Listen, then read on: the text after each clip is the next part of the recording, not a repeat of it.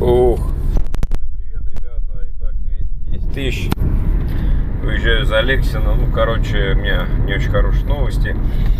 Значит, на масле Shell я проехал где-то 5000 уже. Ну, масло нормальное. Но еще раз повторю, что после 160 оно не набирает. То есть, если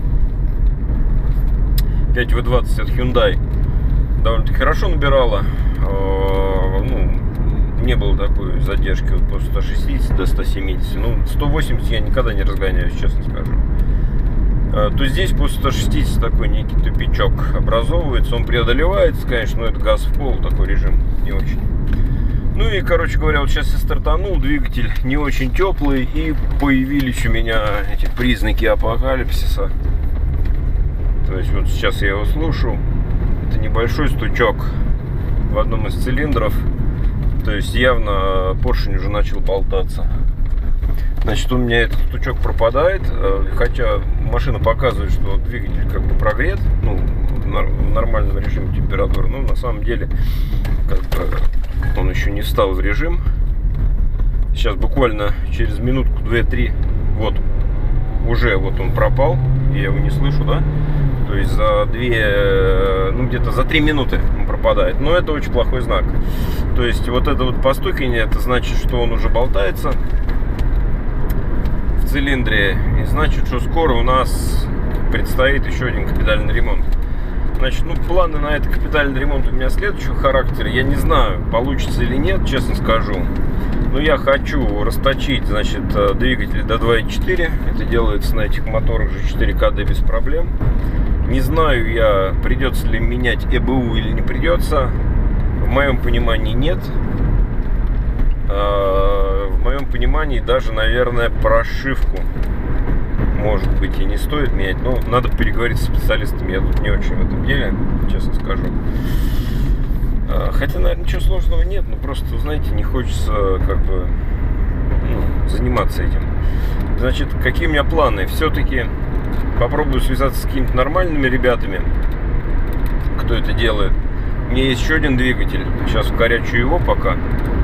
Ну, естественно, навесное оборудование все оставлю старое. А вот этот двигатель я хочу все-таки отправить, чтобы ребята мне его расточили.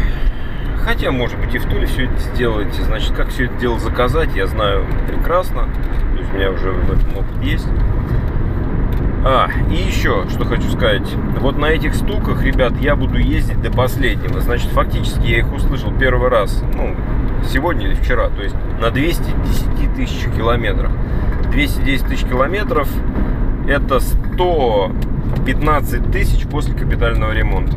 Да, 115 тысяч после капитального ремонта двигатель прошел. Скажем так, вот это время после капитального ремонта я ездил в таком режиме, скажем так, полегче, чем первый раз, чем первые 100 тысяч. То есть я двигатель прогревал. Ну, это не значит, что я там стоял и ждал, пока он там нагреется. Нифига, я выезжал, но не поднимал обороты больше там 2000, даже больше 1500. То есть ехал медленно. После того, как двигатель прогревался, я начинал ехать нормально, да. Так, вот сейчас все, никаких стуков нет, все пропало. Проблем нет. То есть двигатель отрабатывает нормально. Значит, почему медленно разгоняемся? Мы разгоняемся в гору. Гора приличная. Значит, выходим на режим.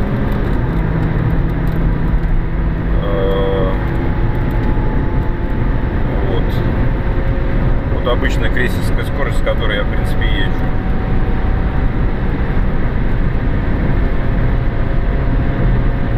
Ну и вот о чем я говорил. То есть, как бы, набирает она, все, двигатель остановился. То есть, дальше он не набирает. Значит, на масле от Hyundai набирает она лучше, скажем так, лучше. Именно в этих тяжелых режимах. Вот, так что, еще одна информация, которую хочу сообщить всем смотрящим данное видео. Все-таки сколько можно проехать на стуках?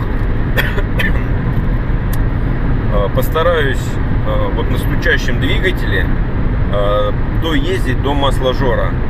То есть, когда уже действительно будет двигатель хавать хотя бы там литр на 100 километров, вот тогда начнем капитальный ремонт. Потому что, ну, это была моя ошибка делать капитальный ремонт при первых стуках. Я считаю, что я еще там определенное количество времени мог поездить. И вот сейчас цель определить как бы вот это время, сколько, ну или километраж, сколько все-таки можно ездить на стучащем двигателе. Ну все, ребят, все, что хотел рассказать. Извините за такой там, может быть, скомканную мою речь. Я просто устал, уже вечер, сегодня воскресенье, я целый день работал. Ну, короче говоря, вот так. Все, сейчас еду домой. Ну все, всем пока.